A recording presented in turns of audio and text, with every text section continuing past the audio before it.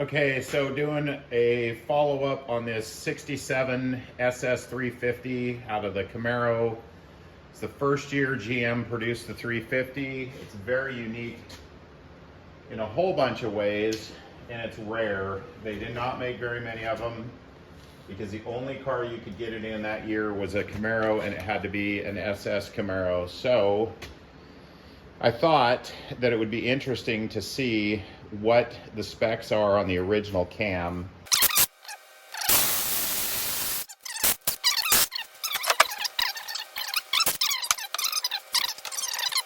All right, this thing's been on there a long time. Let's see what happens. See if it'll actually come off here.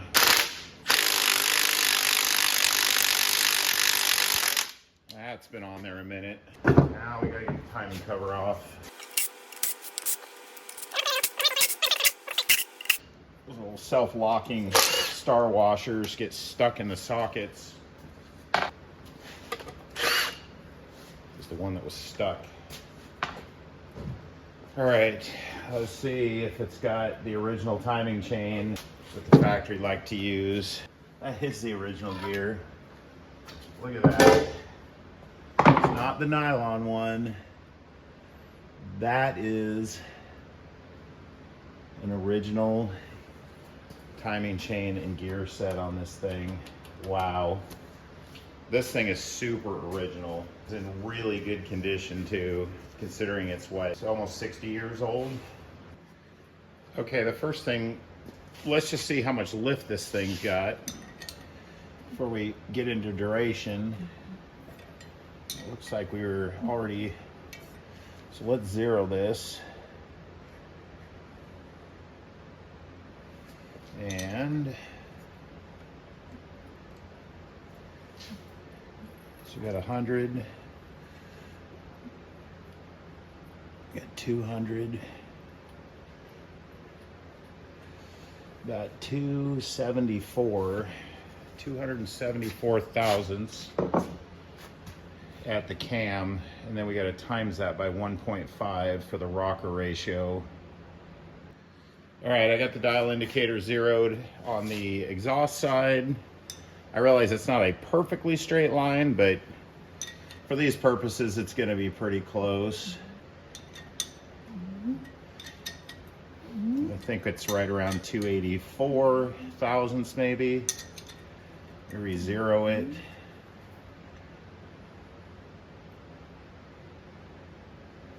Okay, let's see where we are. So there's 200 and about 292, call it. I went ahead and I remeasured the intake and the exhaust and came up with a 296 for the actual lobe lift on the exhaust, which is a 444 if you factor in the 1.5 rocker ratio, and a 292 lobe lift on the intake. You got the 438 lift with the 1.5 rocker. I'm gonna go out on a limb and say that it's probably about a 450 lift cam if it was new, maybe a little more. There's probably somewhere on those cam lobes, but let's get the cam out of the engine and see how much wear there is. But first I'm gonna check and I'm gonna see what the duration of the cam is. It's just barely moved the dial off of zero. It's just starting to move. I made a little mark on the degree wheel. It's at about 36 degrees on this scale. And let's see how far around it goes. We'll have to count the degrees. It gets back to zero.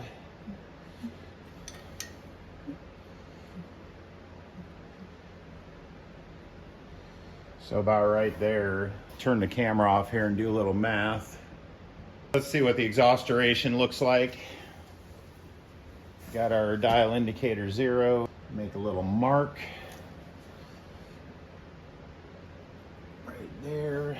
All right, so 10, 15, 20, about 27 shy of a full revolution, 27 degrees shy. So I'm going to turn the camera off and do some math. But again, that is gross. That's absolute gross duration. No way the cam is that big. All right, let's see what the exhaust is. At 50 thousandths, it's right on TDC, actually, coincidentally. So let's see what that does. So about right there. So we got, it's like right at 230. So it's looking like 230 at 50 on the intake and 230 at 50 on the exhaust. Now let's pull the cam and see if it's even the original one, but chances are it's been changed. Who knows? So this is what I measured with the degree wheel, and I realize this is not super accurate, but anyway, so there it is. But 230 at 50 is pretty reasonable. That's actually a fairly healthy cam, and this thing probably ran pretty good. I rotated the engine upside down. Try to do some minimal nickage to the cam bearings, getting this thing out of there. And just visually, this thing's got some pretty thumping cam lobes on it, but there is a high probability that this has been changed, but you never know. Let's see what we got on the end of this thing. Boy, this cam actually looks pretty nice. Surprisingly nice. This could very well be the original cam out of this engine. And it is in dang nice shape. You know, back when metal was actually metal, not the garbage we get today. Man, that thing looks really good. I'm not gonna lie. I didn't write down the intake, but they were both about 230 at 50 on the intake and the exhaust for the duration. And then the lift, I think this number is low. Like I said, it's not a super accurate measurement, doing it with the push rod and the dial indicator and then doing the math, but it's probably around a 450 lift if I had to guess. It's not huge on the lift, but you know, it is 1967 technology, so, and it had to live, but I'm pretty sure we have the original cam even out of this engine, which is just remarkable that a 67 SS350 Camaro had its original engine, and almost all of the original parts are still in this thing. All right, so the cam's out, and I remeasured the lobes with the caliper. I know it's not, you know, super duper accurate, but it was within a few thousandths of what I measured when I did the dial indicator and the push rod with the lifter and the lobe. And anyway, if you want to see the rest of this engine, check out my other video on it, the earliest and rarest 350 Chevy ever produced.